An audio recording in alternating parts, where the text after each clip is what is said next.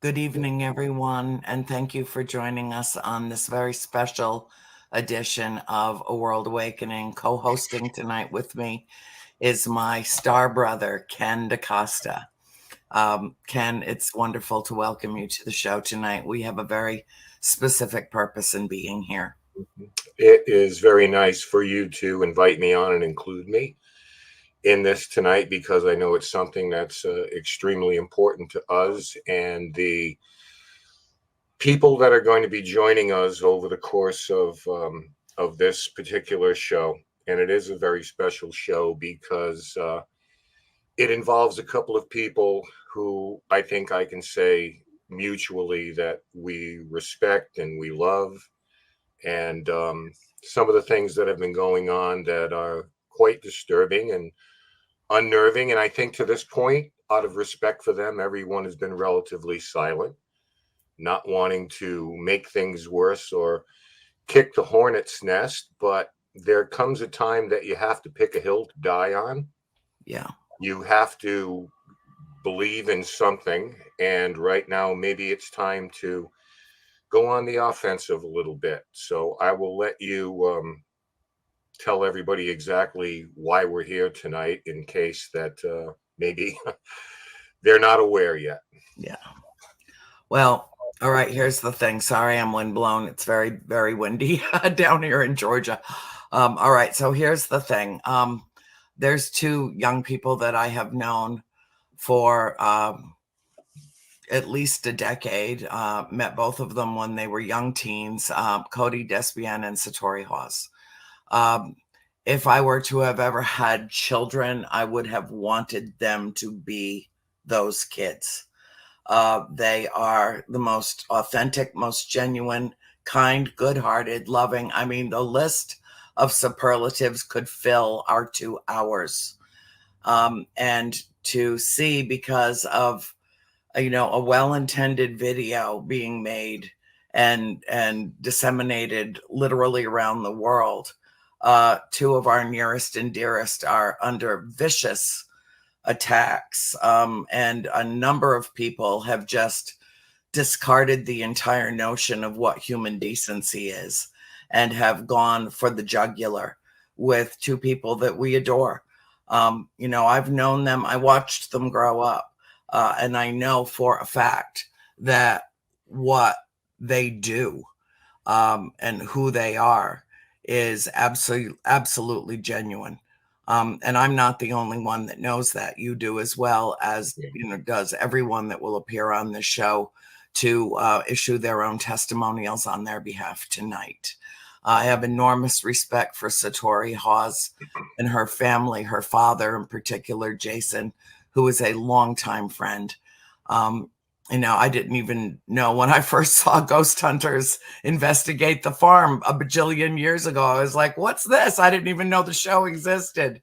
And it's been a long journey. And, here's the thing, Ken, you and I talked about this privately, but I would say probably most of the people that are attacking our dear friends are younger than we've been in this field. I mean, we've been doing this work. We're the old folks, we're the Knights at the Round Table. We're the Light Brigade. Believe me, I have season. socks that are older than them. Yeah. And, and I want to use tonight, not to stir the pot, but to quell the storm. This needs to stop. This is just, hateful and vitriolic in the extreme. And so, first and foremost, because Cody and Satori are so closely connected with our first guest, Jacqueline Nunez, who is the owner of the Conjuring House. I wanted to give her the opportunity right off the bat to come in and speak her piece. And maybe in so doing, we can make some peace in the paranormal world, because this doesn't help anyone. This kind of character assassination hurts them. It hurts us because we love them, and it hurts the field as a whole. And so if we could just bring our dear friend Jacqueline Nunez on to join us tonight. Hi there. Hello, darling. How are you? Look at that radiant face. Nice to see you both. Thanks for having me on here. I'm happy to be here, and always happy to talk about Cody and Satori and the farmhouse. So, thank you. You're welcome. Yeah. So, I was just listening to your remarks. So when Sam and Colby, I'm going to go a little history here for what happened here. So when Sam and Colby had approached us last spring that they wanted to spend a week at the farm, I always liked Sam and Colby, and I knew in my gut that they were going to be the right social media influencers Mm-hmm. to begin to get our true story out. And I really do believe that not only did I, but that the spirits chose them as a vehicle to begin to introduce the Conjuring House in ways that it truly is. Separate from its history and your paranormal history, the way that it truly is now. And of course, a big part of that was through communications with Cody and Satori. And I insisted the first day I met them, because I'm like, you guys really need to see what Cody and Satori do. And we have spirits that want to talk to you. So, so I knew all along that it was going to be a powerful thing. I mean, I think already these 4 videos, 50 million views or something. I mean, it's crazy how many views this had. But I knew it would happen. The last Conjuring House video that Sam and Colby put out had 32 million views. Yeah. So I knew that the reach of this was going to be far and wide. Yeah. And so we knew that. Sam and Colby certainly knew that.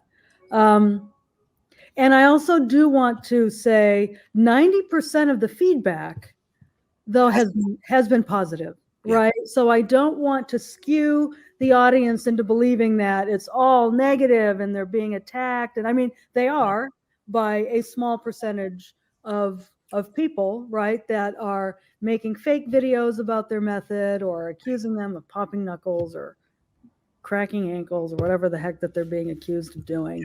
So it is a small percentage. A vast majority of people, over 90%, it has changed their lives. They're reaching, I mean, we're being bombarded with emails wanting to book Cody and Satori, which of course we're not doing. We don't book them to do that with guests. And they don't do that for guests when they're working there. So I just want to put that in perspective, right? And we're also discovering that there are other people around the world that can do this. We're getting emails, and they're getting emails too, of people that are trying this method and it's working, which I think is also a beautiful thing. It is. Yeah. So, so those are just my opening statements as just a broad overview of what I think about this. I certainly 100% stand beside Cody and Satori. There is absolutely, and we have hundreds of hours of footage of sessions that I've done with them on, and I've only known them since May of 2022. You both obviously know them a lot longer, but I've had a lot of intensive sessions with them, and there's just, I mean, it's ludicrous. The information that we've received about the afterlife, about spirits of the house. I mean, there's just no question in my mind that there is anything untoward or fraudulent going on. I'm very committed as the owner of the house that the experiences that people have are truly authentic.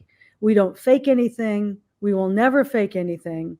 And in fact, we will spend time debunking things when they happen. So I'm, that's part of the integrity that I've wanted to bring to the business. And certainly the method that Cody and Satori brought, they fit into that. So I stand beside them.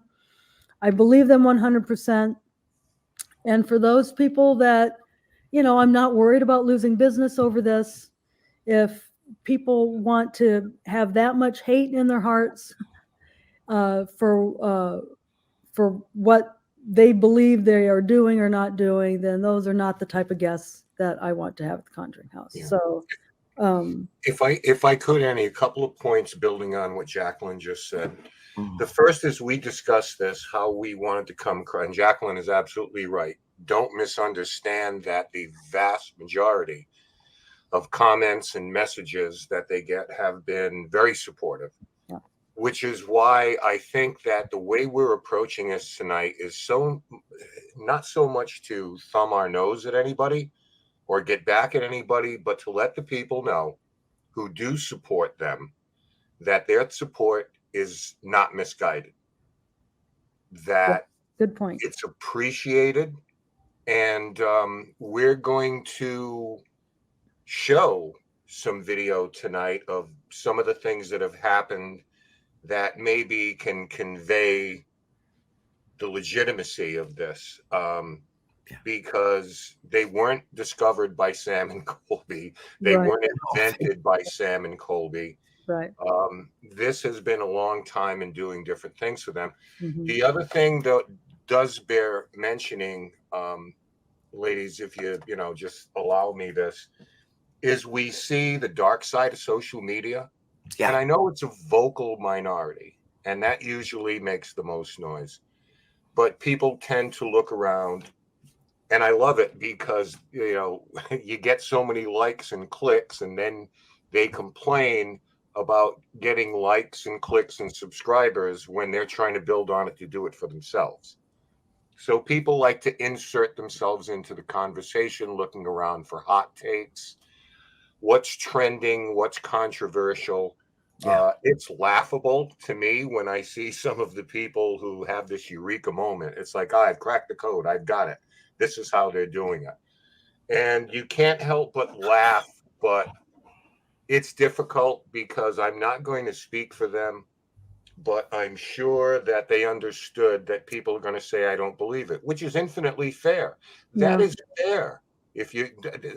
That's not a problem. The problem is, as I said in the opening, when it comes down to character assassination and taking advantage of people. And, the thing that bugs me, and I'm going to be honest, is when people write in poor Sam and Colby, how they got taken by poor Sam and Colby. And that probably drives me crazy more than anything, because everybody else is off the hook, and everything, all the vitriol is aimed at these two kids, regardless of whatever the percentage is. It goes beyond I don't believe, and it Yeah. goes to something much stronger. So Yeah. Yeah, it's almost like a kind of, I don't know, it feels like a peer thing. Or I don't know. I mean, I don't know if it's relegated to one age group or not, because, the thing about this little keyboard in front of us is that you can be anonymous. And, Right. That's right. put anything out there about anything. But I suspect that a lot of this is coming from younger people that are being almost programmed in today's, day and age to either get sucked in or to, be, come into this world not they just know how to play skeptical, the but game, Annie. cynical. Yeah. They know how to play this game. Yeah, they do. I think The they were born algorithm knowing game. how. And we old folks are like, what's control E? I mean, like, go, what? Control Alt? What is what? What's that? My intention to do the show tonight with all of you was to project more light and less heat. It would be very easy for me to just sit here and, talk about trolls and talk about, what we already know exists in this field and every other, really. But here's the thing. I grew up in that house that Jacqueline now owns and lovingly cares for, and only brings the very best people in too, in terms of how it is represented out in the world. But Cody and Satori have been doing this for years with you, Ken, in multitudes of different locations. Okay. It's like wherever they go, there it is. It happens, and why? Because spirit surrounds all of us all the time. I know that spirit exists. I know that.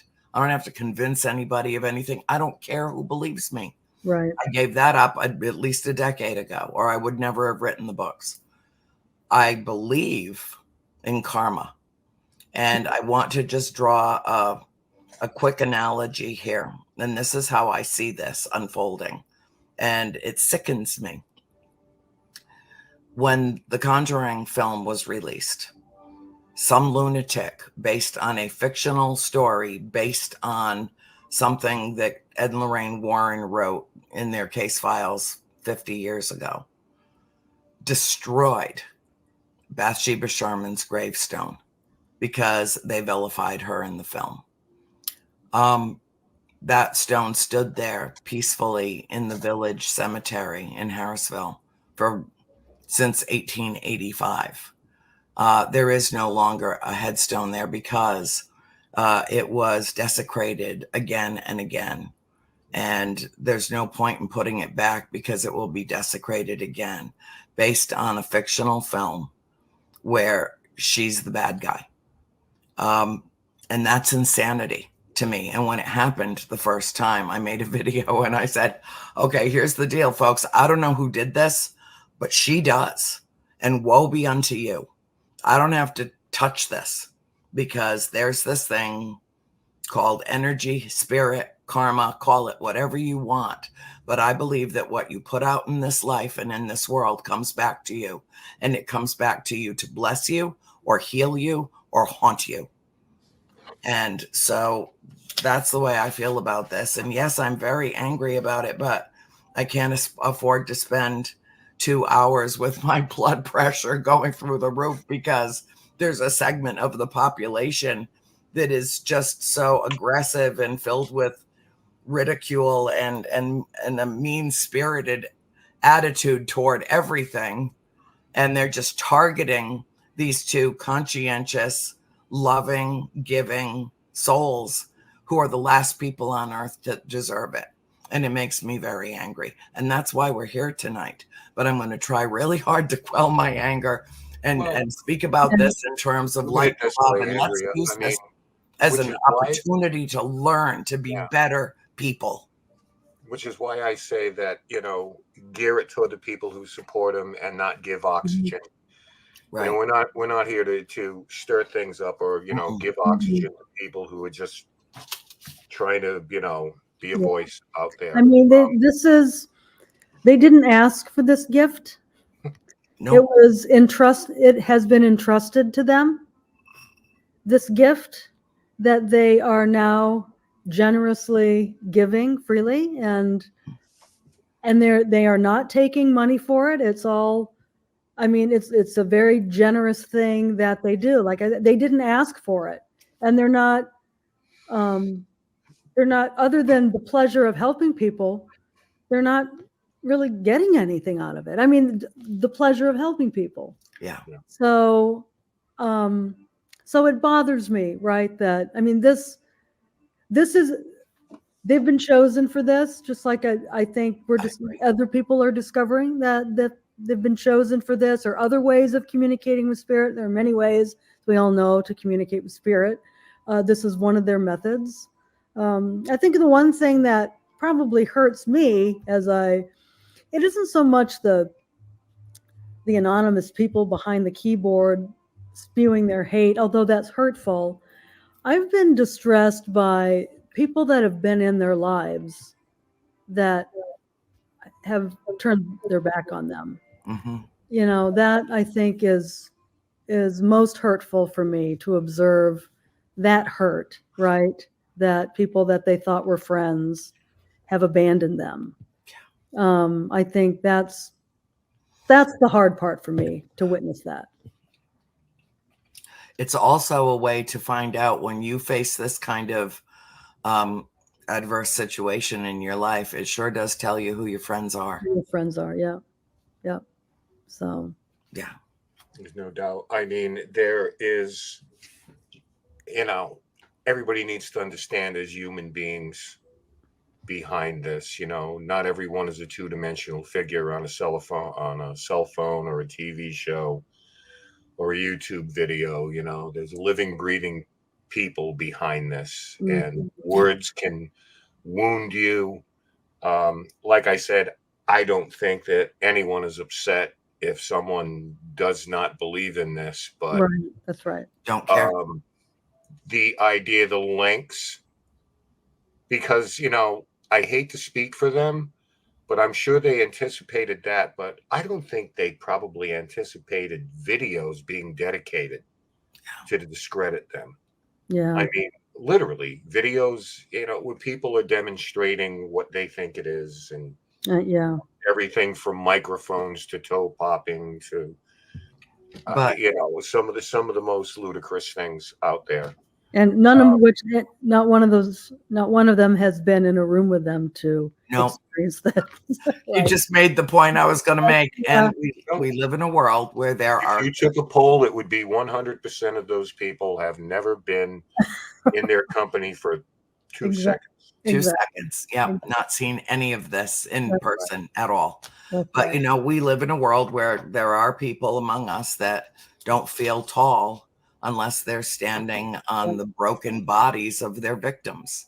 And that, I think, speaks a lot to our society and what we need to mend, what we need to address and mend. Because, as I have always said, bottom line, love is the answer to every single question. And anybody that knows them, really knows them, there is no question in their mind that these two are incapable of perpetrating a fraud. I don't think it's hardwired into their, it's not in their DNA. It's just not baked in there. It's not. Let's walk that just a little bit further as I've thought about this, how they're, all right, they're popping their ankles and okay, but they're delivering information. So I just want to walk through a scenario, right? Because there have been times when there have been 6 people in a room or 8 people, and they give a reading to every single person. Yeah. Imagine the research it would have to take and the memory it would have to take as they're popping their ankles and toes to say, Aunt Betty goes with Paul over here. Uncle Lewis goes with Karen over here. I mean, come on. Who has that capacity to pop joint and then memorize, and I mean, we all know that Cody has struggled with memory issues since he's had cancer. So that puts it all on Satori, right? That she would have to do this research, deliver all of the specific information while popping their toes and ankles. It's ludicrous. It's ludicrous. It's absolutely, and walk across the room with it's ridiculous. I know these kids, and if it wasn't for each other, they couldn't find their glasses or their car keys. It's true. I know that's true. Because there's always something left behind at my house. So no, we're talking about 2 brilliant kids, but we're not talking about criminal masterminds. Be idiot savants to right? Like, no. We have to. We love them. They're very smart, but right. On the way over, we have to look this up and we have to commit it to memory because we can't be on our phones while we're doing this because that would give up the ghost. Yeah. So we can't do this. So, I mean. And we have to remember which person goes and which detail of that person goes with which person. That's a lot. Yeah, it's a lot. And it is, it's absolutely ludicrous. Yeah. And that they should be ridiculed when I would say more than hundreds, thousands of people have been in their presence while this happened. I mean, speaking for myself, I was able to, and we've got all of this filmed, Jacqueline. We did this last year at the farmhouse when my sister April came through, who tragically died in 2016. And after 5 or 6 years, ratted herself out with 5 words about a Christmas gift that she left for her dog under the tree. Right. Absolutely blew me away. I mean, we all knew she did it, and she's a very powerful spirit. But she told on herself through them. She just recently told them to tell me to play The Rose for my mother, Bette Midler's song, which was April's favorite song because she thinks that it will help her as she's Aw. beginning to make her transition. Aw. These are people's real lives, and Yeah. people are being hurt. People are being words, Ken's right. Words are weapons. Words declare wars. This doesn't need to be that. There are plenty of people out there who really legitimately lie, cheat, steal, defraud, Yeah. geez, how about we target that behavior and call that out? This is Yeah, and they're not even making money off of it. Like, what's the point? yeah. And even if No, they were, Jacqueline, I'm not it's going to like, apologize for selling my Yeah, books. Exactly. No, that's right. Even if they were, you're absolutely right, Andrea. You're absolutely right. it's I've probably spent more hours around them doing this. Jacqueline is catching up to me for sure. But there have been sessions, I'm sure, at the Conjuring House that no one's ever videotaped, no one's ever seen. They're done in private. There have been investigations we've done that no one will ever see. Yeah. We have documented them, but these are private cases in people's homes. I videotaped everything. Yeah. Yeah, they're not for consumption. That's No right. one's ever.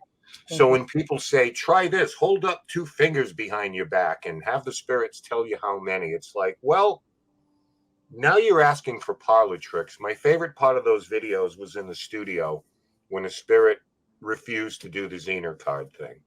Mm-hmm. Because to me, that signified the response was, I'm here. I'm here. It's disrespectful. It's not a dog and pony show. Right. So it's, we talk about respect and intention all the time. And I like to think that they're not stupid on the other side. And they know when they're being appropriated and when the intention isn't good. And then it's time to stop. But unfortunately, people seize on something like that. They didn't do the cards. They did that must have been it. And it's like, trust me, there have been more incredible things that have happened than simply how many fingers am I holding up? Okay. And we'll get into that a little later. Yeah. Well, all right. Well, I should jump. Thank you so much for having me and let me say my piece. So you're welcome, and it's wonderful to see you. We were just together a couple of weeks ago. It feels like it's been too long already. I know, it feels like it's been a month already. It was like no. Halloween was just a couple of weeks ago. It's crazy. I know. Well, I'll be back soon whenever you ask. All right. All right, well, you guys. I will be around up there this weekend, so I hope I see you then. Yeah, no, I'm going to see you. Yes, absolutely. Okay, very good. All right. Thank you so much. We'll catch up, Jacqueline. Thank you. Bye. Bye. Okay. We've got Reed and Erin in the queue. Do we not? Could they come on together and we can all talk together because they both work at the house? And just wanted to let everybody know we do have people in queue, and we're going to try to work our way through this. Ace Aceto is with us. Oh, great! And Jonathan is with us. So we'll kind of work everybody in. But thank you ahead for your patience, because I know everybody would like their say, and so we'll get to it. Okay, well, everybody knows Erin. I believe most everybody knows Reed. You've been on my show as a guest. Erin runs my show when I'm not around to do it. And both of you are employed at the farmhouse. And I want, ladies first. And, she's a little older than you. So ladies first. Just a little. Just a little. Thank you. I want you to be able to say what you want to say, Erin, knowing Cody and Satori, having hosted them in your own home down in Florida, having spent that kind of private time with them. You know them as, the wonderful people that they are. And so I would like you to say whatever you want. The stage is yours. That's scary. I think I've been, as most of you know, just picked up and put on this very fast moving paranormal train, and had the opportunity to meet Cody and Satori last year with Ken on a private investigation they did in Massachusetts. So it was my first time seeing this method in person, and my brain just instantly it always explodes anytime I get to watch them do their thing. So I've seen it. Me too. It's like it never gets old, right? So that was the first time I'd met them in person. We talked a little bit online. And so that was my first investigation, and obviously my first time meeting them. And I think the thing that struck me in walking around the place we were at was I happened to see a sign of a person, because I got pulled over there for a reason. And they came in from a huge room, came in from the other end of the room, hadn't even been down to our end of the room yet. This person had a very unique nickname, and they start doing their thing, and they don't know that this sign's over there, and they're getting this nickname and other dates. I mean, at one point we were running all over this 4-story building trying to find a plaque with a specific name on it that the spirit had said somebody donated in his honor. So that was my first experience with them. And then I started doing some of the Rise Up investigations with Ken in Dead Air, and got to know them a little bit better. And then fast forward, they came down to St. Augustine back in March for just a few days. I didn't tell anybody they were coming, just so that they could enjoy their own time as normal people. Yeah. So I get asked a lot, one of the first things I got asked was, how often did you have them do their thing in your house? 0. Well, why not? Because they're on vacation, and I think a lot of us who know them on a personal level, outside of what you see on whether it's Ghost Hunters or YouTube or whatever, we are very well aware of the energetic cost to the two of them. Yes. That not a lot of people discuss. So it's kind of like watching a battery drain, right? And the longer these sessions go for them, the more energy it just sucks right out of them. And so I think a lot of people are very unaware that this does cost them physically. For him, it's in his shins. His legs will hurt really bad. For her, it's her crown chakra. So, but since then, I've obviously taken on a job at the farm. And again, I don't ever ask them to do their thing. I've seen it enough times in person now. And I think the thing that I love the most about what they do is the organic nature with which it occurs. If you show up at an investigation with Rise Up or an event where they're investigating and you don't know that, and all of a sudden your family members are coming through, you weren't expecting that. You didn't ask for that. You didn't know that was going to be a thing. So that, I think, is such a powerful statement of the testament of what they do. And I think my second favorite thing, aside from getting to watch it myself in person, is watching other people watch it in person. Yes, I know. Isn't that great? It's so great. It is. I'll explain, people will ask me often, where is it coming from? And I'm like, everywhere. It's not just in the floors. It's the spirits are coming in and out of the rooms. They're walking around people in the room. They all seem to have their own tone. Reed, you can attest to this too. I mean, all of you can attest to this. Each spirit seems to have their own specific sounding knock. And so when they're talking on the other side, it's different sounding knocks, and it's super fast, and it's all happening at once. And it's like they're having a conversation over there. You can't recreate that. You can't make that up. So I've seen it enough. I've witnessed the power of this. I mean, they did this in the St. Augustine jail, concrete walls. I've seen it in a lot of situations. I think the thing that's hardest for me that everybody else has hit on is that these are human beings. These are our friends. These are people who have put their heart and soul into this method and learning about it and are still learning about it. And they've put themselves out there and they're getting absolutely eviscerated for it. Yeah. They've done nothing wrong. I think we're going to bring Reed in, but while we're on that, I want to dispel a couple of things. Number one, some of the comments with, people, well, they're always standing and rocking. There's something mysterious about it. Ladies and gentlemen, they've been sitting on my couch, holding hands, and my floor starts tapping. I got to tell them, guys, please knock it off. They touch the dog and it happens. They've sat at my kitchen table, okay, and the floor starts knocking. I don't know if I'm supposed to say this, but I'm going to say it. They've sat on an airplane flight, and the floor starts tapping on the airplane, okay? Mm-hmm. Erin just alluded to Bernie, her dog. The dog is sitting between them on the sofa. They're not touching each other. They're touching the dog. They're petting the dog, and the floor starts tapping. And we all know what that's like to stand in between them. As long as that circuit continues, so will the knock. So to all of those who say it's posture or whatever it is, ladies and gentlemen, as somebody who's been with them in all sorts of situations, the back of my car, they're in the back seat, I'm taking them for ice cream, they're holding hands, the floor is tapping. I mean, they've done this on grass, asphalt, concrete, cement. They've done it lying down, sitting up. So it's not posture, it's not positioning. I'm sorry if you've never witnessed that. Okay. And I hope but, everybody gets a chance to, in well, I think we person, also in people time. need to understand as well. Yeah. When I say human beings, they're not dancing monkeys either. Right. Do tricks for us, do this for us, do that for us. Stand on one leg, do all Right. sorts of things. And there's more. Jump up and down and pat your head. Yeah. Yeah. And there's more I'll say Incredibly disrespectful. on this, but I don't want to take much more of Reed's time. So let's talk to Reed a little bit here. Hello. Hi, Reed. Hey, Reed. Good to see you guys. Basically the same thing with what Aaron's saying. I've had so many experiences with them, and one experience I do want to share was here at the farm.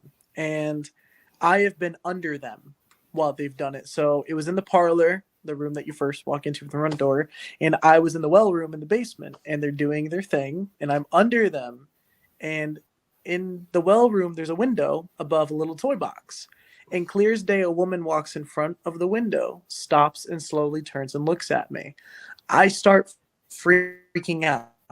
And here comes Corey running down the stairs. Hey, shut up. We can hear you. It's a haunted house. Get over it. I'm like, okay, whatever. And so Cody and Satori and Corey come down, and they're like, what did you see? And they're like, and I told them, I was like, there's a woman. I said what she was wearing and said, well, we just got word from Abigail Arnold that one of her daughters, Olive Arnold, just went in the basement to work with jellies and jams and preserves. Lo and behold, that's what Olive did when she was alive. And I see her and I describe her to John Arnold. Is this what your daughter's wearing today? And he said, she does like to wear that. So I've seen more than enough. And like Aaron said, it does not get old. When I first met them, my name was not on a list. They did not know I was there. I didn't even know who they were. All I knew was Satori's dad was on Ghost Hunters. That's all I knew. Yeah. And they came in and spelled my last name. That's all I needed. Which is very hard. Yeah. Very can't spell your last name. Look at that. Exactly. And it's pronounced Bertiger, which you don't hear the O. So they spelled out my last name. My niece came through, who died 3 days after birth. She would now be 4 years old. My uncle, who passed away from brain cancer, came through. My grandfather came through to wish me happy birthday. They don't know my birthday, So right. To me, I do hope one day all of the naysayers have this chance to experience this, because it truly is life-changing. And watching other people experience this, one of Madison Heinzen's friends, I was in the room when she got to talk to somebody who passed away, and she was bawling her eyes out. And once one person starts crying, we always start crying. And I remember when you were here and April said to play the song for your mom, and your expression, and we all started crying when we went back in the staff room because of it. So it truly is impactful. And it's the internet. People are going to say what they want to say, and it's all about views. It's all about likes, and whatever's trending is what they're going to hop on. So at the end of the day, if that's what people want to think, they are entitled to their own opinions, as well as us. So I can say from my end, this is real from what I've experienced. Well, the thing is, Reed, and Jacqueline alluded to this, it's not just the nameless, faceless people who go under a pseudonym, never put their real name on, never put their faces on. These are actually some people that are close to them who have bought into the YouTube mania and basically are covering their own asses because it's like, well, what if? I think I'll go on this side now. Or maybe I'll straddle both sides. Well, there's some value in that, though, as I mentioned before, Ken, and that is that Cody and Satori are now at an age where it is beneficial for them to know who's got their back, who really loves them, believes them, has experienced this, knows that it's real.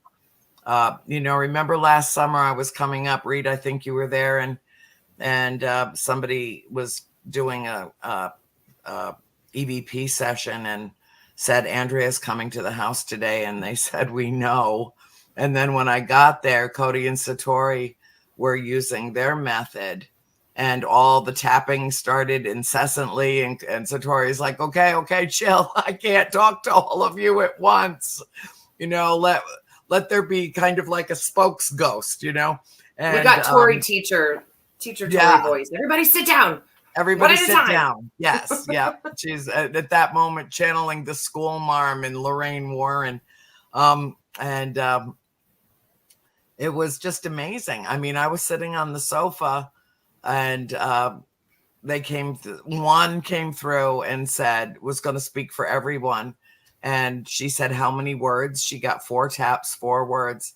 And the message came through as clear as it could be. We miss your family.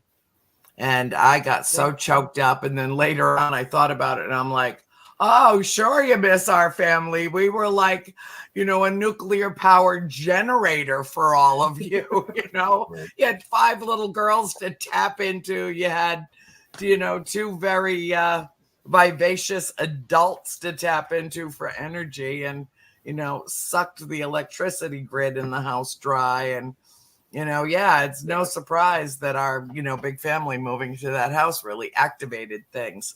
But I think that, Erin, you work in energy and healing, and and we all know that energy is everything. It is the source of all creation. It's not created. It does not disperse. But somebody that's putting their energy into decimating the reputation of other people, to me, it's like desecrating a headstone. It's like trying to kill them, reputationally. It's so incredibly destructive. And in a time and an age where we are living in a world on fire with war and hatred and vitriol, it seems to me that the whole notion of more light, less heat is pertinent. And I want to let it be known to everybody that ever sees this video that for me personally, Cody and Satori are the light. They are the conduits. They are the connection, the direct connection to spirit that I never thought I would live long enough to see. And I have. Well, and I have to say too, like, this isn't something, and Reed was there for this, and I don't talk about this particular experience mostly because I think I'm still processing it.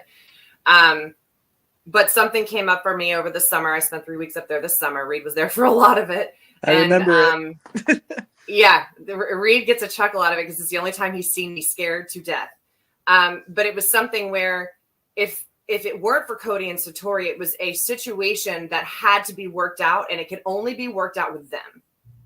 And if I hadn't have been able to work that out with them, I wouldn't be able to work in that house. Right? So the fact that, we were able to sit down in the house, Reed was there watching me shake as I'm scared out of my mind in that little chair, and work this out with the spirit, I wouldn't be able to work there. I wouldn't have been comfortable to ever go back in that house again. And because of what they are able to do and channel, we were able to work that out. Like, how often can you say that you're able to sit there and hash out an issue with a spirit that had concerns about your presence in the house? And to me, their willingness to have that conversation sort of be the go-between meant a lot to me, because they could sense the fear and the nervousness that I had, and were willing to do that for me. And I think too, the other thing that people miss out a lot with Cody and Satori, because they don't know them personally, is the little things that they do. Like, we have this ongoing war now. Every time I come up, I bring presents. And so now that, they come down, or I go up and they have presents. Like, they're just 2 of the nicest, sweetest, kindest people. And the other thing I want to say, and then I'll stop talking, I swear, is like Halloween, prime example. We've been crazy busy. We had tours all day, and we were having to set up for the movie night, right? So there were only a handful of us at the beginning. There's a lot to do. But as, Reed gets there, and then, the Heinzens are there, and then Cody and Satori are there. And it doesn't matter who is in the house. We just are like, okay, what needs to get done? And then we just get it done. Right? Like, it's just, there's no ego. There's no, I'm on TV. There's no, I'm better than you from anyone at that house. No. Everyone steps up. Everybody works together because we all have the same intention at that house. And that is to protect and take care of those spirits as best that we're able to. And also look at it as the spirits are part of the Conjuring House team as well. And without Cody and Satori's gift method, they wouldn't be able to be a part of that as much as they are now. If Jacqueline's going to put something and build it on the property, she's going to run it by the spirits too. And because of what they're able to do, the Conjuring House is changing. Reed, you know it better than anybody else. You're there more than anyone else on the screen right now. Things are shifting because they now have a say. But without Cody and Satori's ability, they would never have had a chance to get that say. And I think that's very important to note as well. And there's a lot of things that have happened at that house that have not been released yet. Reed, you know this. Erin, you know this. Yeah. There are a lot of things that have happened that it is Jacqueline's prerogative to decide when these phenomenal discoveries come out into the world. And, based on, the small percentage of incredibly aggressive, negative, ridiculous attacks on our dear friends, I wouldn't blame her if she wanted to hold some stuff back and hopefully let this die down. And I hope that it does. I just want it to die. I mean, there's legitimate reasons to be upset in the world. This isn't one of them. This is just absolutely ridiculous. This is the kind of thing where you go, wow, that there are people that this happens to. This is duplicated with, Jeff Turner and I do a little show called Soul School on Friday nights, and we talk about empathy. The ability to put yourself in the shoes of another person and feel, what they're going through and maybe imagine that your words are creating damage and just being like, where did that go? Where did human decency and empathy go? It just seems to have evaporated, or is not even instilled in the character of so many people that, give them their, 2 or their 5 minutes of fame online. Yeah. And I think that there's a bigger story here, and that eventually we will talk about that, about the destructive force of nature that is the internet. It's just like the atomic bomb, it's like nuclear fission misused can, wreak havoc and do an inordinate amount of damage, but channeled properly can light the world. We need to think about this, I think, as a society. I think that this is something that we should contemplate. And I'm grateful for people like Reed, who is himself a young man. Erin, you're not an old bird either, But I'm not 22. It's okay. No, well, yeah, but both of you soon to be 23. Okay. Yes, again, Reed, again, 23 again. Says I'm 8 3/4. Stop that. 7 more days and I'm 23. See, right? He's going to be 23. Hey, Jeez. Listen, couple of quick thoughts here.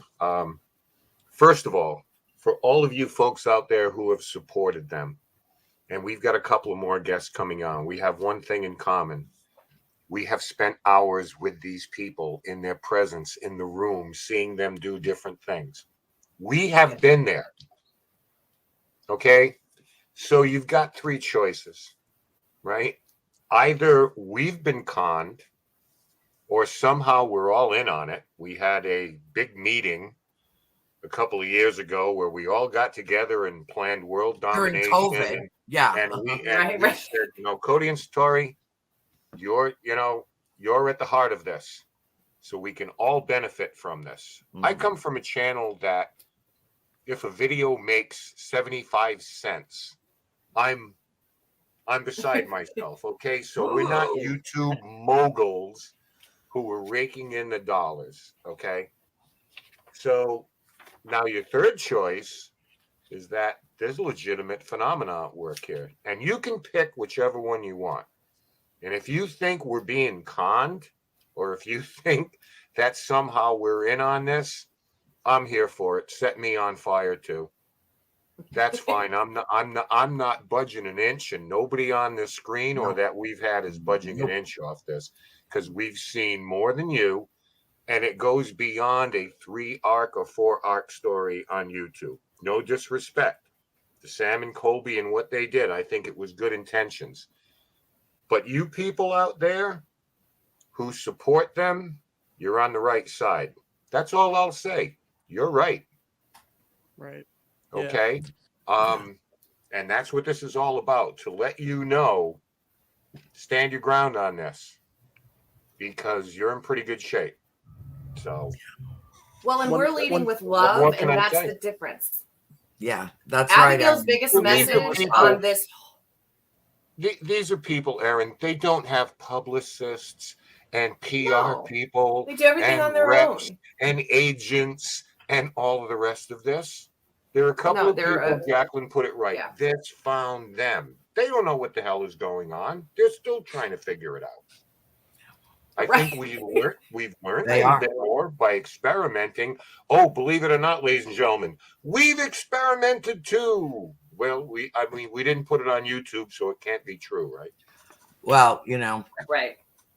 There's that YouTube that didn't exist 10, 15 years ago. Didn't even exist. And now it's the be all end all of all media. I don't know. I'm sorry. I don't belong in this world. You know. I think at the sorry, go ahead, Reed. I was going to say, one thing I wanted to go off of was actually with what you said, Aaron, when you talked about how Jacqueline takes in what the spirits say and use it for like the property, for instance. So if any of the people watching this have ever been to the farm and you look at the side of the house, you'll see those 2 freshly planted pear trees and the 2 freshly planted apple trees. Now, people ask, where are those from? This was during a session with Cody and Satori. When we found that Abigail made pear pie for the kids for dessert, like for Christmas dinner. They cooked pheasant, pear pie, cranberry sauce. And we had this for a Christmas event that we had at the house. We had plates set up with Abigail and John's name on it, and they were so excited that we included them. If we could give Abigail and John a Conjuring Spirits t-shirt, we would. That's the thing. But I respect Jacqueline so much, because she sincerely takes these spirits' thoughts into her consideration, because they were once living people. The movie depicted this place that it was something that it's not. It was so blown out of proportion. And so when people look at it over a screen, they're like, oh my gosh, demon house, that's just what they look at. But when you really visit the house, when you hear the history of it and the stories that we share and what we've experienced, it's so much more different. So I respect Jacqueline so much for what she's done and what she's done with the barn, which you got to see, Andrea. I remember your reaction, and also what she's done on the property with the trees. I mean, that probably meant so much to Abigail and John to have their trees come back ever since the 1800s.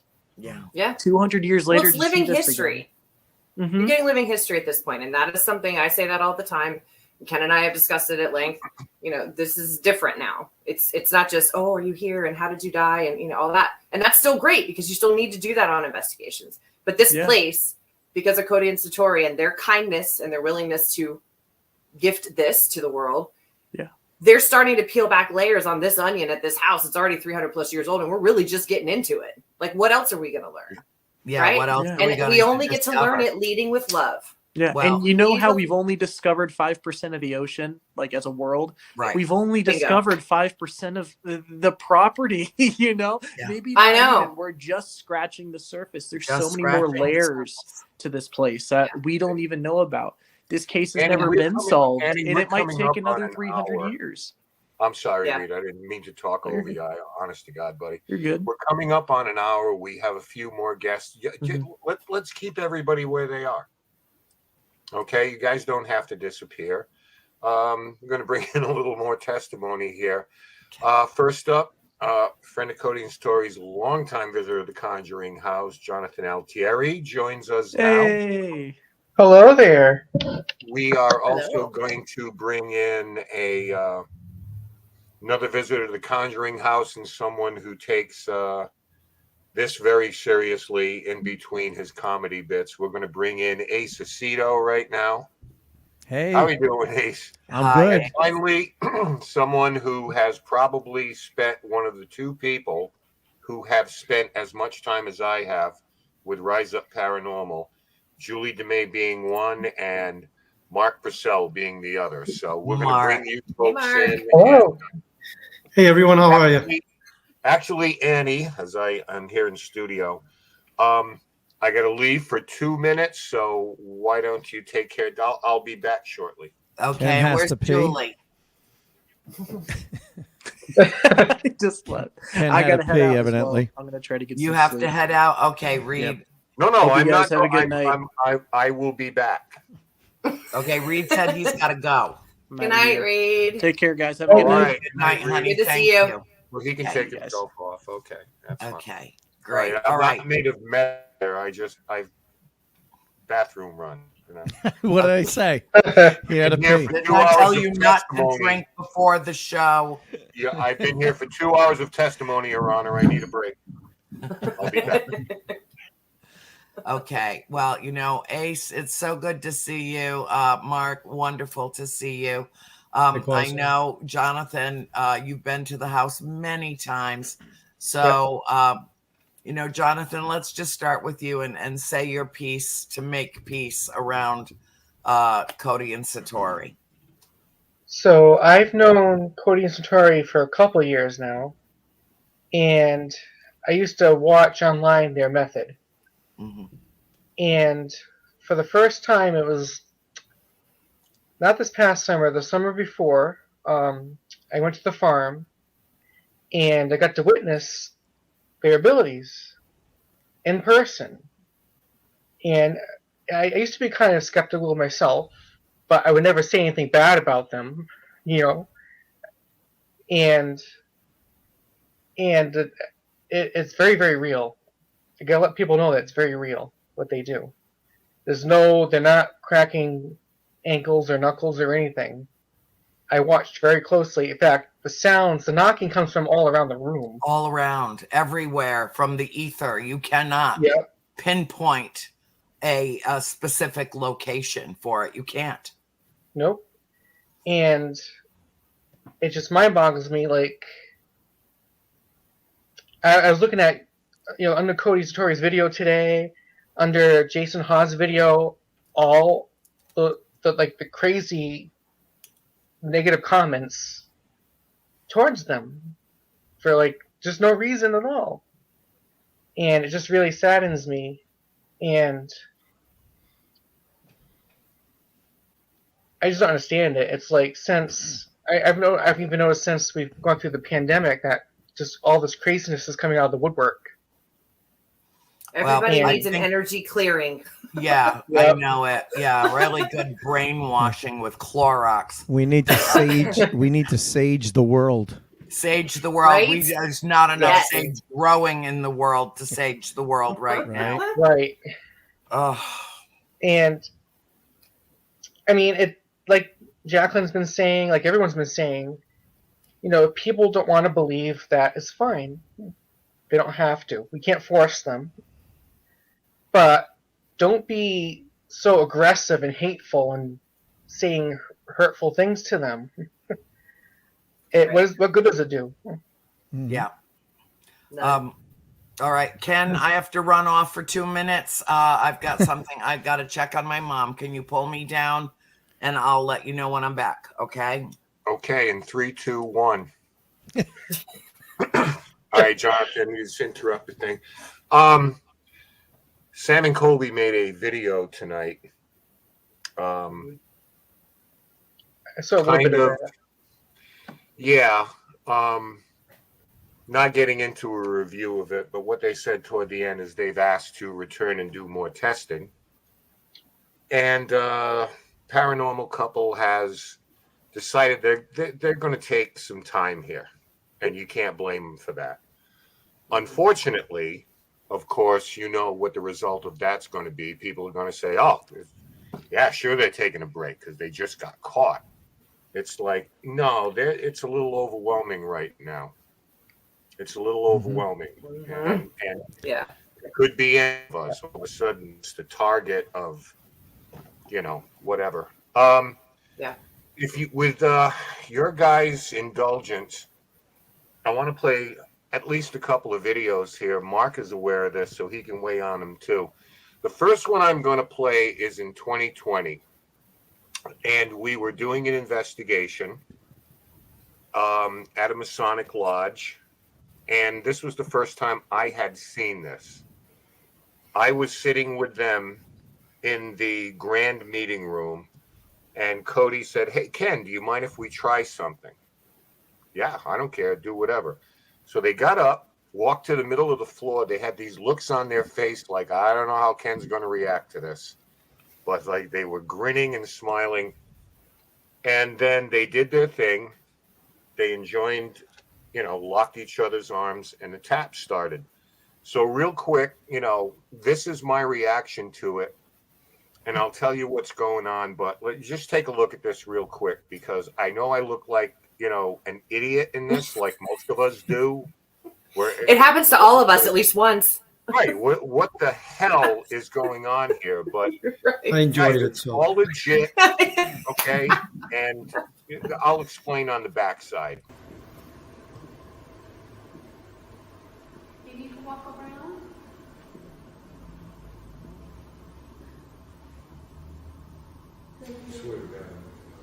We can't describe, we can't explain it. My dad's walked around us for 45 minutes straight and checked our shoes because he didn't know what this is. That's why I took my shoes off, because a lot of people ask. I don't want to disturb what you're doing. I'm just, right now, I'm a little flabbergasted. Yeah, we've kept it a secret for 3 years now. Dude, I'm telling you. So, Can I ask you something? 1 for yes, 2 for no, okay? You understand? 1 for yes?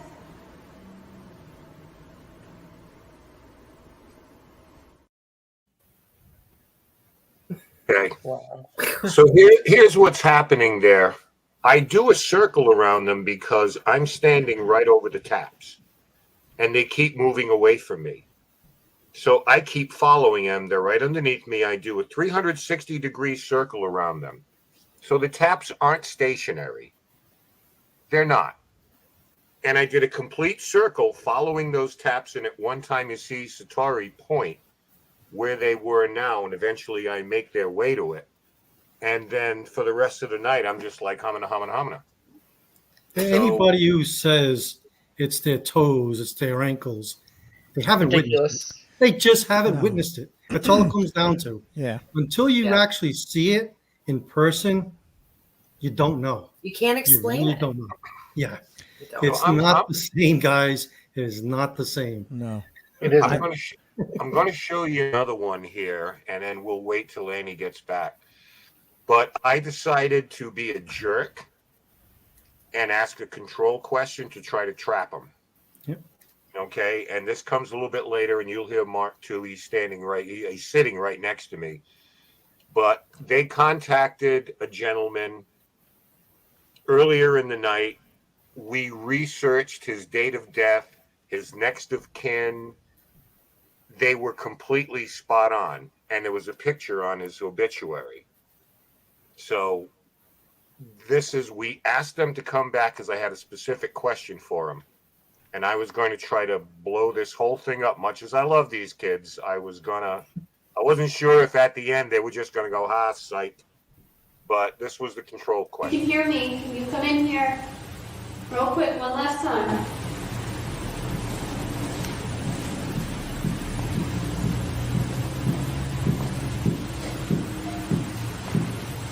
Is this John Rogers? Yes. All right. So what is your question while he's here? So, what was it? Was he police? Were you a policeman? A, B, C, D, E, F. A, B, C, D, E, F, G, H, I. Fireman? He was a fireman. What, was that right? Trick question. That was a trick question? Thank you. It was a firefighter? No kidding. Well, do you have anything you want to say to him? Okay, so in his obituary, he was obviously in a parade. He was retired by then, and he had his, fireman's outfit on. Let's get Annie back in here. A fireman outfit on. I know they hadn't seen the obituary, and I know it's like, oh, they could have Googled it. It's like, stop that, please, just stop it.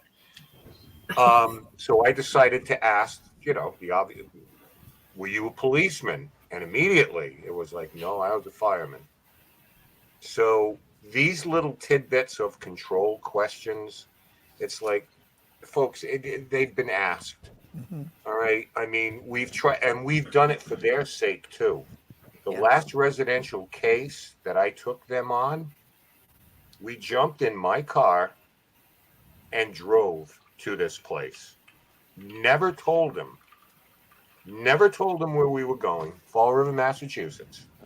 They went in there. They nailed the guy who used to live in the back. His name, he's deceased. They nailed the uncle, who was one of the spirits that were disturbing them at night, of which the wife said, I never liked you when you were alive, so go haunt somebody else. And I said, maybe you should tone that down a little bit. And then a third spirit. So they didn't know where we were going. Candy, my own personal experience, and you were there for this. I had a family member that came through. Person died over 40 years ago. You cannot find this on the internet anywhere you look. Impossible. I asked even a more impossible question. I said, what's your nickname? They came up with the guy's nickname. He's been dead for 40 years. Nobody knows the nicknames of very close members of my family. Cody, Satori do not know my family. They've never met, well, they met my parents later on, but not that early on. So I want to also, because Annie wasn't here for this, Ace as well had a very profound experience. I think I'm speaking for me. I've had family members come through. We'll talk about that in a little bit. But Ace was there one night, and he had a profound experience too. Ken, if I can just start by saying, first and foremost, I'm a comic. I'm a comic who does a comedy podcast.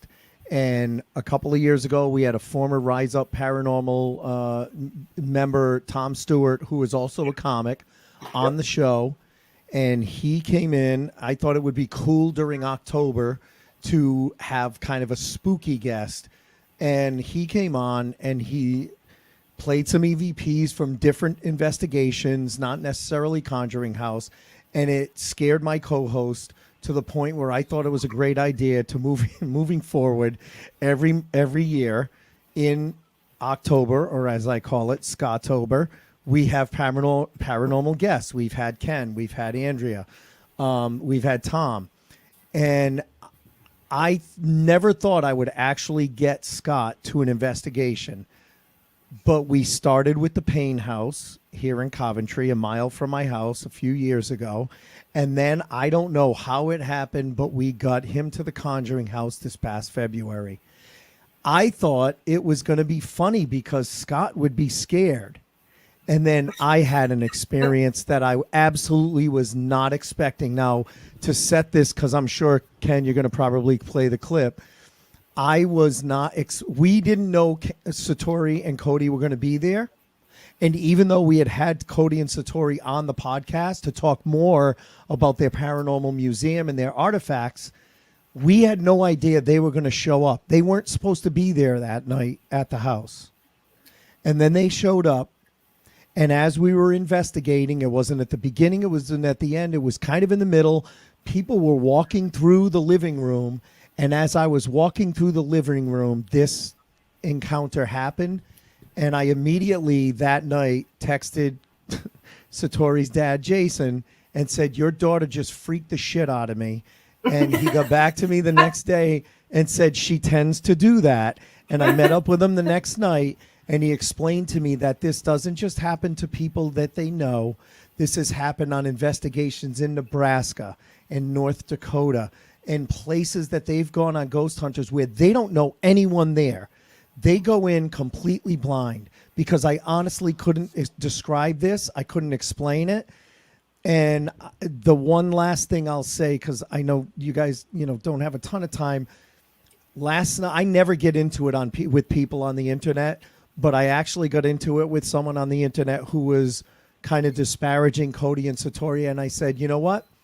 I don't care if you've seen a video of Cody 10 years ago where he was doing taps. It doesn't matter. They're not claiming to be the first people that have heard tapping.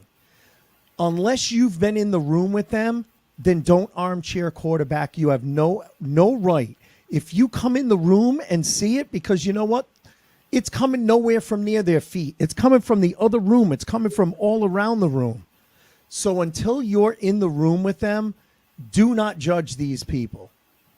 And all right, I'm off my soapbox, so I'll let you go, Ken. Right. Sorry, I just hate the fact that oh, you don't. Well, no, what happened is it got overlaid audio double, so it's just like an echo. Oh, all right, all right. The original still exists. My bad. I screwed it up. I could have sent it to you, but I can explain what happened. Yeah. We were walking through the house. We were walking through the living room, and all of a sudden, we heard taps. And they had already started this session that we didn't know was going to happen. And we heard them say, Kay, and she said, Hank. So we know that there was a young boy named Henry that lived in the farmhouse. So I'm just standing there now, and I'm thinking, oh, this must be that little boy Henry coming through. And then they tap out ACE. Satori looks at me and says, Aceto. Does Hank Aceto mean anything to you? And I said, yes, that was my dad. And they looked and they said, okay, do you have more to say? And you heard taps from all around the room. And they said, they spelled out APRIL. And Cody said, are you trying to say a name?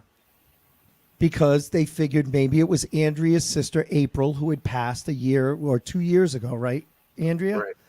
In 2016. 2016. So they thought, Cody immediately jumped to April. It might be April trying to come through.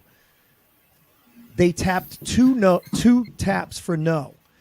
And Julie in the back of us said, are you trying to say a date? And you heard one tap for yes.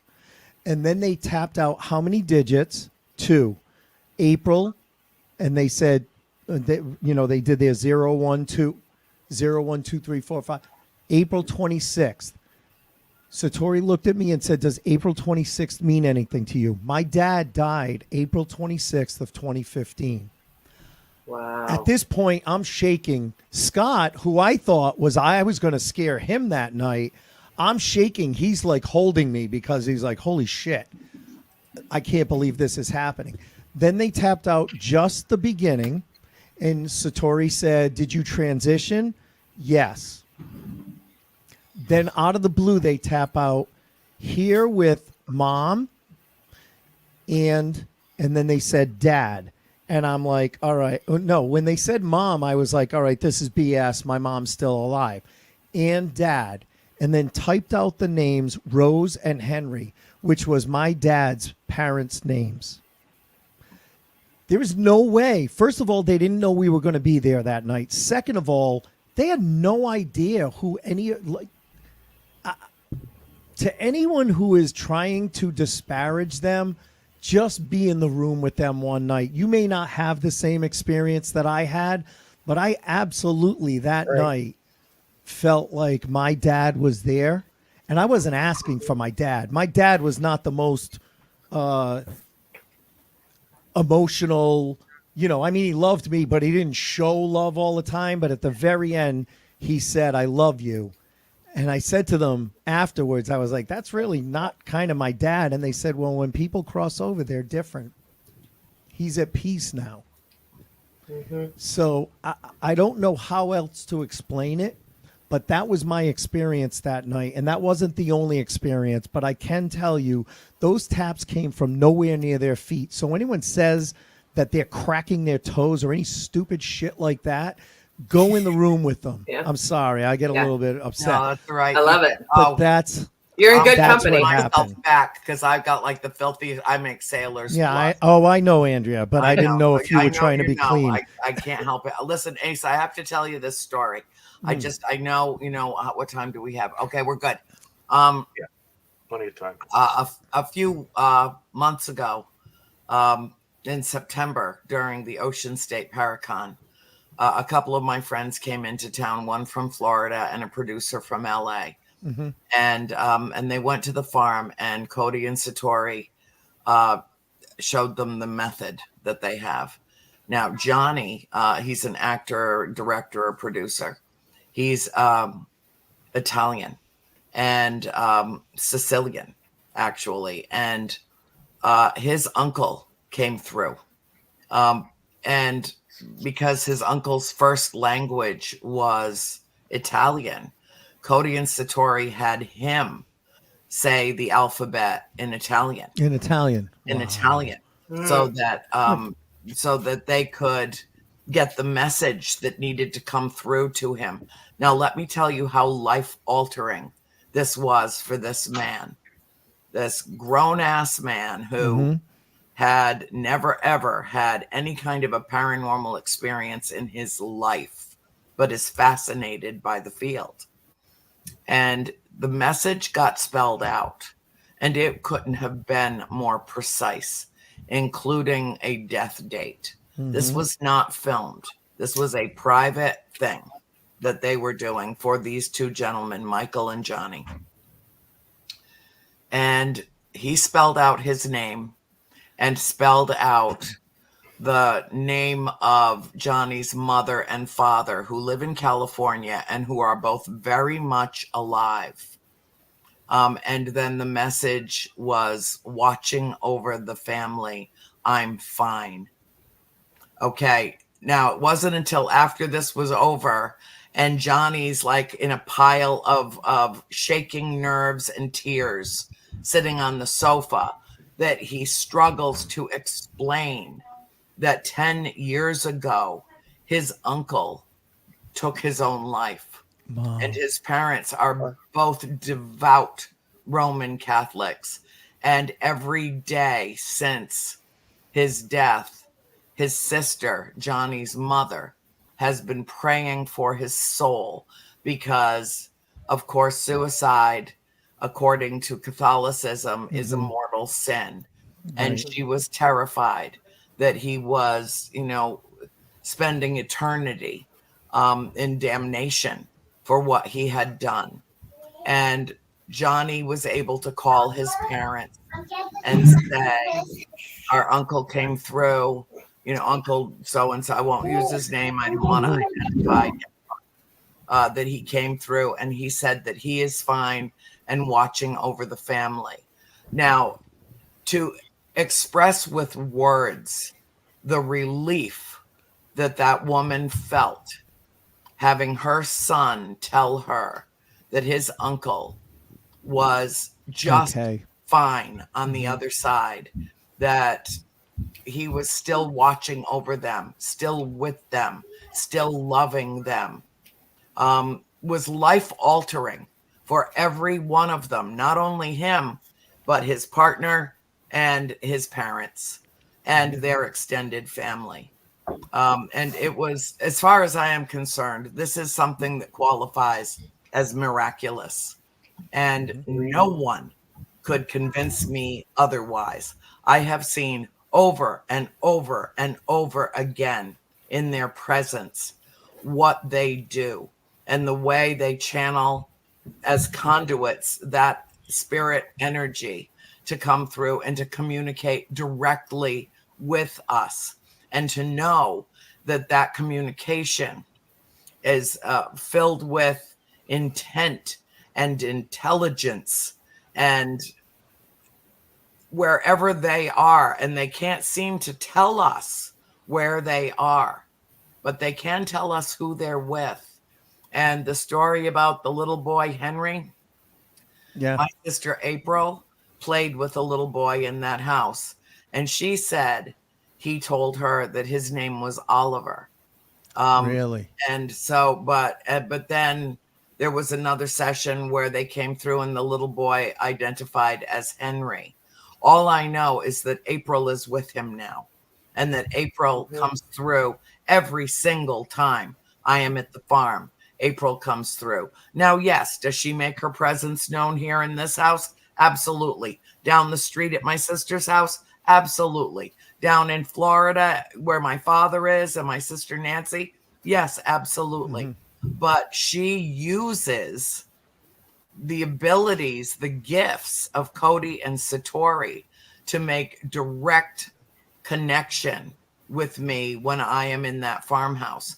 And I know people in this field who are considered, there's no experts in this field, but people that are considered as close to that as you get, that have been there and had experiences. Without dropping any names, what I will tell you is that some of the most seasoned professionals in the paranormal field have been blown out of their socks, off their chairs, by what they have experienced in the presence of Cody and Satori, who never knew them, had never met them. It was the first time they came to the house to see me. Yeah. You know, I was just about to skirt around that story if you weren't going to cover that one. Yep. Yeah. You know, and I don't want, I don't want to divulge too much because that's his story to tell. But what I can say is that that was a life-altering experience for the gentleman that I'm speaking of, as was the uncle coming through in Italian, speaking his truth of his existence wherever they are. You know, to me, I used to always say, it doesn't matter to me who they were, that they still are.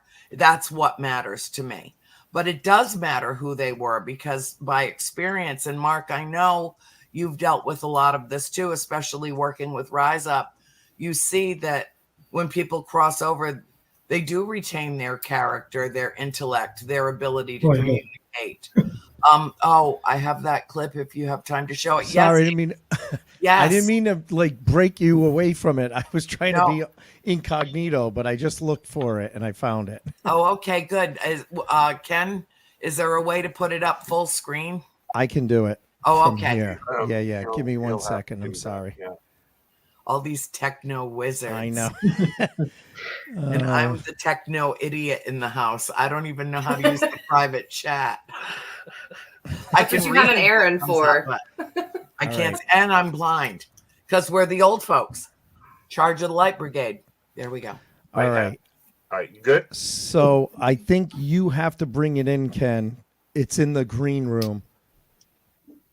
Or whoever's moderating the session. There's Ken's in charge. All right. B, C, D, E, F, G, H, I, J. J. A, B, C, D, E, F, G, H, I, J, K, L, M, N, O, P, Q, R, S, T, U, just. A, B, C, D, E, A, B, E. So he's saying that April 25th was just the beginning, is what he's saying. So is that the day he died? So he's transitioned, and that was the start of something new. Are you trying to say something else? How many words? First word A, B, C, D, E, F, G, H, I, J, K, L, M, N, O, P, Q, R, S, T, U, V, W, A, B, C, D, E, F, G, H, I, with. Next word A, B, C, D, E, F, G, H, I, J, K, L, M, N, A, B, C, D, E, F, G, H, I, J, K, L, M, N, O, M, O, A, B, C, D, E, F, G, H, I, J, K, L, M, mom. With mom. Insert A, B, A. And A, B, C, D, dad. You're with your mom and dad? Okay, that's good to know. Did they come and get you? Yeah. Okay. A, B, C, D, E, F, G, H, I, J, K, L, M, N, O, P, Q, R, R. A, B, C, D, E, F, G, H, I, J, K, L, M, N, O, O. A, B, C, D, E, F, G, H, I, J, K, L, M, N, O, P, Q, R, S. A, B, C, D, E. More to this word? Rose.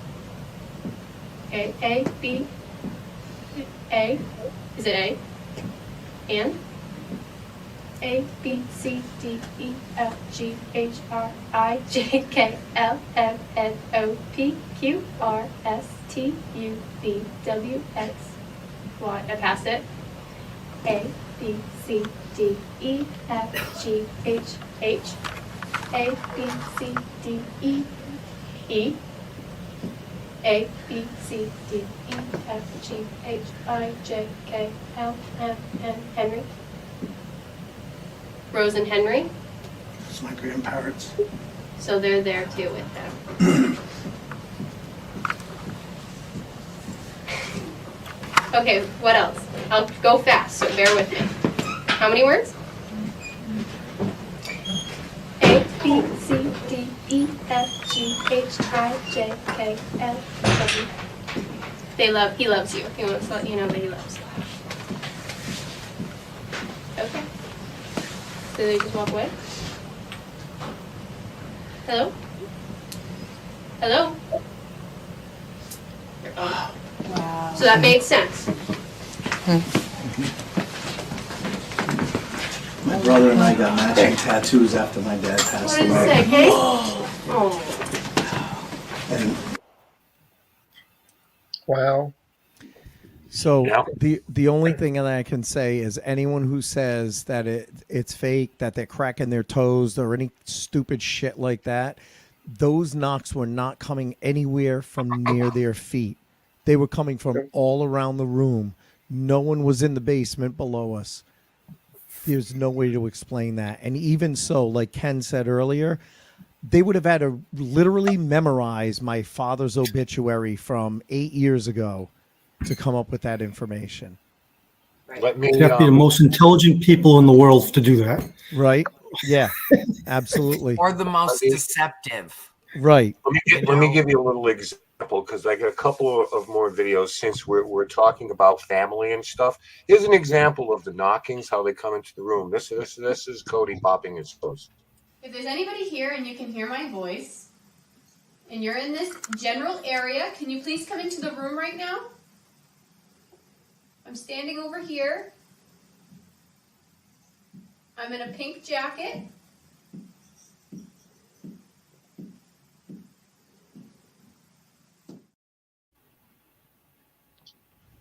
Progressively louder. Right. Yep. When And Ken, someone, that same night, if you remember when we were upstairs in the middle bedroom and we had the REM box or the REM pod, they started talking to Abigail and they mentioned the pears that Mark was mentioning earlier about the pear trees and stuff. They mentioned the pears that Abigail used to like to make things out of. And all of a sudden, there were knocks all around the room as if she was running around the room. yeah. I mean, like I said, if you haven't been in the room, Annie, we got about 20 minutes. Can I give you, I mean, I've got a couple here, but I want to give you one more video. It's a little bit longer. And to me, this is the seminal moment. Not that I never believed them, but when this happened, now bear in mind, this has happened to me and them 3 times. 3 times where I'm thinking of someone and that person shows up. Yeah. Now you could say, yeah, bullshit. All right, fine. Then I'm full of it. Then fine. Like I said at the beginning of the show, I'm willing to die on this hill. Bring it.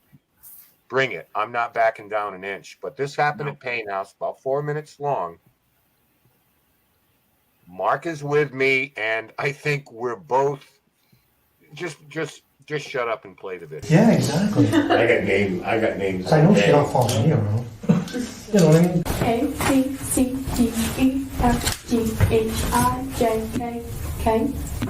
A, B, C, D, E, Chem. A, B, C, D, E, F, G, H, I, J, K, L, M, N, O, P, Q, R, S, T, D. A, B, C, D, E, F, G, H, I, J, E. A, B, C, D, E, F, G, H, H. A, B, A. Thank you. Did you just hear a footstep? Are you dog creek or something? Thank you. No. First word. A. A, B, C, D, E, F, G, H, I, J, K, L, M, N, O, P, Q, R, S, T, U, V, W, X, Y, Z. Alright, where are we at? T, H, A. Yeah. You said no. T, H. Okay, and I'll restart. A, B, C, D, E, F, G, H, I. I. This. Think. A, B, C, D, E, F, G, H, I, J, K, L, M, N. Think. Think. Thinking. Thinking. Thinking. Thinking. A, B, B. About. Ken thinking about. A, B, C, D, E, F, G, H, I, J, K, L, M. A, B, C, D, E. Me? Ken thinking about me? Thinking about me. Who is this? Is this someone we talked to before? No. You okay? Go with this? Alright, somebody's coming through. Keep going. A, B, C, D, E, F, G, H, I, J, K, L, L. A, B, C, D, E, F, G, H, I, J, K, L, M, N, O. A, B, C, D, E, F, G, H, I, J, K, L, M, N, O, P, Q, R, S, T, U. Louise. Louise? Oh, Louise. Yeah. From here, right? She's got something she wants to say to you. I said, okay. All right. How many words? Who am I talking to right now? Is this Sarah? No. Louise. Louise. Is this Louise? Yeah. Louise, I was thinking, I didn't mention your name because I was going to ask about your Sarah's sister, and I was talking about you. So thank you for being here. Did she read your mind? How is that possible? Wow. Okay. Okay, so I know, Louise, when you passed away, Soul Setter. were you 16 years old? Were you 19 years old? 19. Okay. And I wish you would have played the video I had. I apologize for that being so long. Yeah. But to everybody out there, look, as we said at the top, when Annie and I were introducing this show is really geared toward the supporters. It truly is. Those of the 90 or more % of you, I love you guys. I'm a believer. Clips like that are for you. Okay? It's not misgiven. It's not misfounded. It's you can believe what's going on here. Now, there are 2 other times. They're filmed, but we don't have the time. I don't even know how to break this down, Mark. Because at the beginning, you saw the graphic. I have a name I'm not telling you. And I was talking to Steve Mills next to me. When they came back from break, reading my mind, who I was thinking of. Now, you can talk about Google all you want. Have at it. But this... Yeah. I have a video. Maybe I didn't send it to you, Ken. I actually have you on video with your facial expressions. I know. When it happened. You belong in Hollywood if you're thinking that. I'm just telling you. Why? What? I know. Well, here's the thing, though.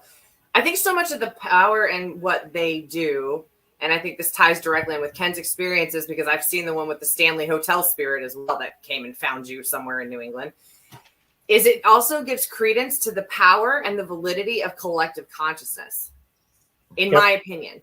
If we are of the opinion that we're all energy, which I think we can all agree on, that we are all interconnected, then there is no veil, to Andrea's point. But there is a way for us to tap into that collective consciousness. Now, there are so many of us that are sensitives or we're energy healers. We all have a different way of tapping into that field. And we all have different ways that we use it. For me, I use it to help people heal or learn about, their own gifts and whatever that looks like. Some people see spirits physically. Cody and Satori are channeling this in a way that's energetic. And they're giving validity to the fact that they know exactly what's going on all the time. We know the spirits at the house know exactly who's coming on the property before they've even pulled into the gate. Right. So and I can attest to that. That's happened True. over and over again with me. And it's happened with Jonathan too. Yep. So They it's know like we're on our way. this is such a big thing that they do in the paranormal field, but it also is it's like from a quantum perspective, quantum entanglement, we're starting to be able to have instances where we can see the power of collective consciousness in action. That yes, they know exactly what's going on, and you could be in China and I could be in St. Augustine. It doesn't matter. There's an energetic connection that runs through all of us at all times, no matter if you're living or you've passed on. It doesn't matter. So we have to watch what we think too. Well, Bingo. how many years do I have to say that before people begin thinking about that concept? Be careful what you put out into the world. Master your own mind and decide what kind of person you want to be. I'm not asking anybody to believe this. I don't care who believes this.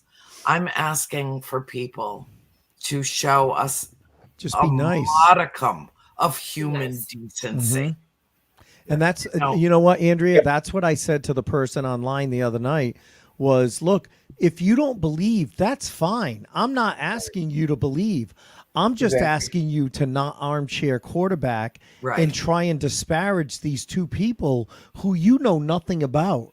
And you haven't been in the room with them to see what they're doing. You don't want to believe? That's fine. But don't disparage them and debunk, oh, I caught them because Cody was caught doing this 10 years ago. Yeah, so what?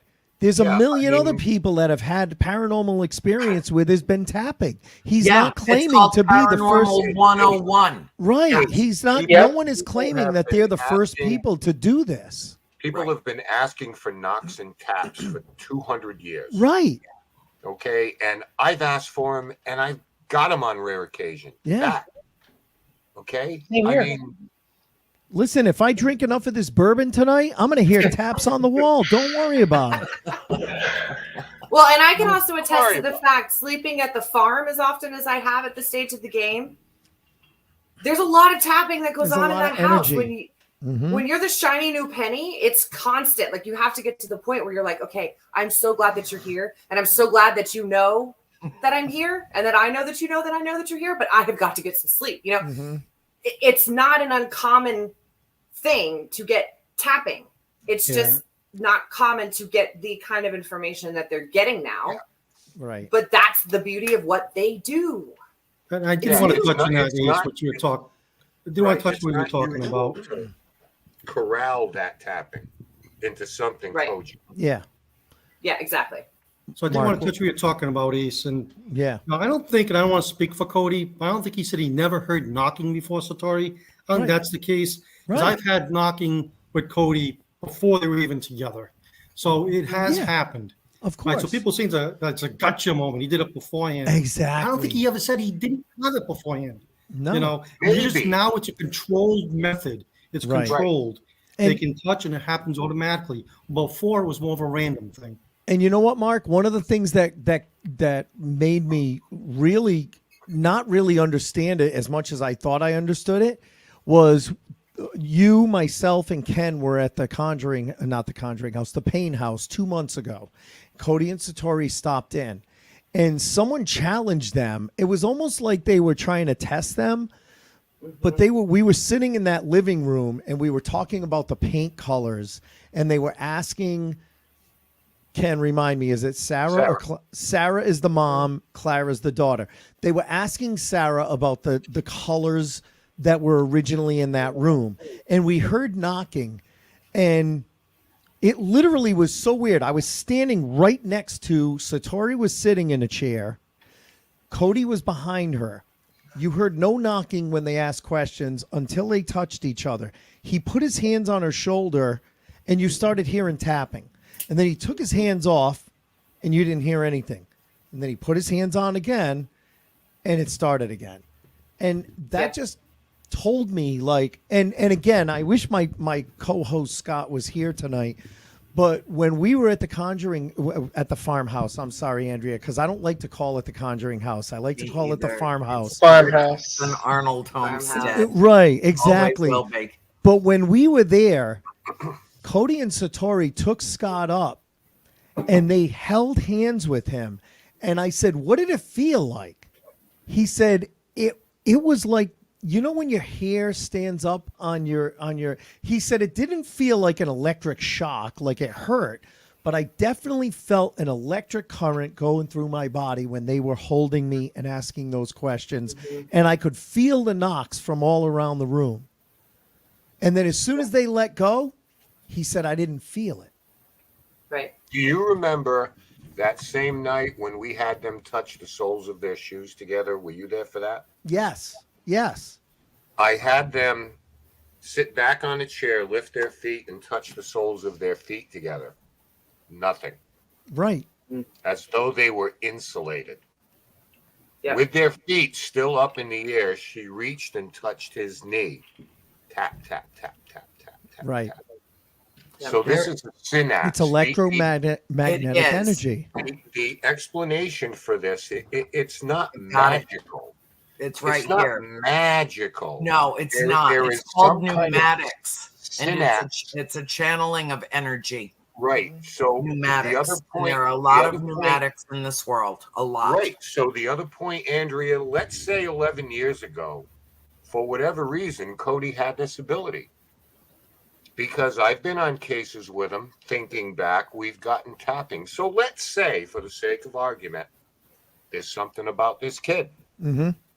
Satori comes along, makes a connection with him, and amplifies this thing. Yes. That was already there. Right, exactly. She's the amplifier. That's what I was going to say. Yeah. Okay. She's the amplifier, and everybody needs one. All right. If this place that we inhabit, Earth, is soul school, where the test precedes the lesson, and we have to find our way out of the dark and into the light, let me suggest this, that most pneumatics have had near-death experiences. Right. Yep. They've already, in some way, shape, or form, begun to cross. They are recognized by spirit. Yeah. Mm-hmm. They are communicated with That by makes spirit sense. and may have even been sent back to fulfill a specific purpose in life and not allowed to cross. How many stories do we need to hear about that to give it credence? I think, this is my own personal opinion, I don't care who agrees with me or not, I think that it is the unique combination of someone who has had a near-death experience coupled with someone who who is absolutely pure of heart, that combination, that's the magic, is the relationship. And what it unleashes is pneumatics, which is a channeling of energy. Pneumatics. If you want to be in soul school, you got to do your homework. That's the word for what has been expressed for thousands of years of people who have this ability and who are able to communicate directly with spirit. Cody and Satori just happen to be the new kids on the block that can do it. They have the perfect connection. Yep. Yep. Well, but how many lifetimes before this particular lifetime have they been doing this? Or Right. how many lifetimes have they? If right. any. So more, I just wonder, at that point, the souls recognize each other. Happens to us all the time. Yep. And yeah, when like you and me, maybe. Kind of, yeah. Right. But I'm also your amplifier. Same kind, like everyone in that kind of a relationship, there's an amplifier and a grounding line, like energy works in general, right? With electricity. But I think when two souls, and Cody said it too, when two living energies connect, certain living energies, these kinds of things can occur. But I just, the metaphysically side of me is like, well, how far back does that connection go for it to now be what it is now? You know what I mean? Right. Well, I'm going to speak out of turn again. Here's a little story, and Annie, you can wrap this whenever you need to. Okay. Because they did a little research on this themselves. And the day Cody DesBiens died on the table, 14-year-old Satori Hawes passed out in her 8th grade class. Really? A lot of people know that. Wow. So I may catch hell for telling that story. Yeah, you might catch some hell for saying that, but they checked it out. Yep. I thought it was interesting too. On Sam and Colby's show, the question was asked, can anybody else do this? And the answer was yes, others can. Right. So who are these other people? Do they even know it? That's the question. Mark and I have been holding hands for a year. Nothing. Or are they keeping Or are they keeping it a secret because they, just like Cody and Satori, for 3 years that they kept it a secret, are afraid of the backlash of, let's face it, the internet, of toxic people on the internet. Yeah. But they have that spiritual connection even before they met each other. Yes, they did. So, they did that way. And there's no explaining that, but this is, I would like to close out on, a very specific point. Paranormal investigation should not be equivalent to character assassination. No. And unfortunately, in this field, there are far too many people who won't even share their evidence because it's going to be shredded from outside the field. It's going to be decimated from inside the field. Yep. There could be a whole litany of reasons why: jealousy, possessiveness, anger. They've got a show, we don't, yada, yada. It's all a bunch of bullshit. Here's the thing. There are two important questions that we must grapple with as human beings. Is there something beyond our mortal existence? Yes, there is. I know this. This I know. I don't care who buys into my knowledge. This I know. Are we alone in the universe? No, we are not alone in the universe. This I know. Now, I'm not here for everybody. Cody and Satori aren't here for everybody. None of us are here for everybody. But if we can be a point of light in the darkness, if each one of us can touch a few hearts and open a few minds and help us all grapple with our own inevitable death, help us all deal with the idea that our energy will transform. It will not cease to be. There are going to be people who see stuff like this and it threatens or even fractures their own belief system, and they become very defensive and they become very standoffish and they don't want to hear it, and it is adverse to everything that they believe in. I get that, but that is not an excuse to take a crowbar to a gravestone or hateful, vitriolic words used as weapons to two of the kindest, most gentle, most loving people that have ever walked on this earth. And with that, I have said my piece. Ken, close us out. Well, first of all, thank you to everybody who came by tonight to give us your own testimony on this. And for those people who are watching it, I think Andrea summed it up nicely. Maybe this is for you, maybe this is not for you. But we all do this knowing that you'll love the backlash. You may give us some backlash. We don't care. We're not going into hiding on this because it's not our reality. It's not your reality. It is the reality. These things happen. I don't know. I am past the point of even asking why. Yeah, me too. They don't know. We don't know. We'll still experiment. We'll still test. Mysteries of the earth. But please, and don't drive them into a place where it's just not worth it to share anything with you anymore. Yeah. Okay, because that's going to happen because we're talking about human beings here, not dancing monkeys, not performers, not scam artists. Whatever happened, Jacqueline put it nicely as well at the beginning of the show. They didn't ask for this. Right. They didn't develop it. They didn't plan it. There's nothing out there to try to scam you out of what? They're making no money. They're charging nothing for this. Right. If you go to their website, you can donate to their museum. You know, whoopee-doo. They do appearances. They don't do this at appearances. So they've done a great job of setting up guardrails for themselves. Well, you know, they're two of the youngest people that work in this field, and they're two of the most mature people that work in this field. And, you know, all credit to their parents. And, you know, a shout out to Jay for his wonderful video that he released yesterday or the day before. And, you know, I made it through the whole entire 2 hours without dropping the F-bomb once.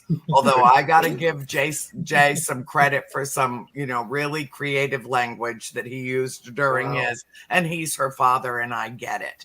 But Jay I kept started it off clean. measured, but Yep. I kept it clean as best I could. Ace, you know, when I come on your show, that's not going to be the case again. No. You realize that. Okay? Absolutely. And we would expect nothing less. I love you all. Thank you. And, you know, every week I close out the show with, you know, be the beacon, be the light you seek in the world. And I can't think of a better example of the light than the group of wonderful people that joined me here tonight. And especially Ken, thank you for co-hosting with me and running the board and everything that you did. I love you all. I'll see you next week on World Awakening. Love you. Good night, Thank you, everyone.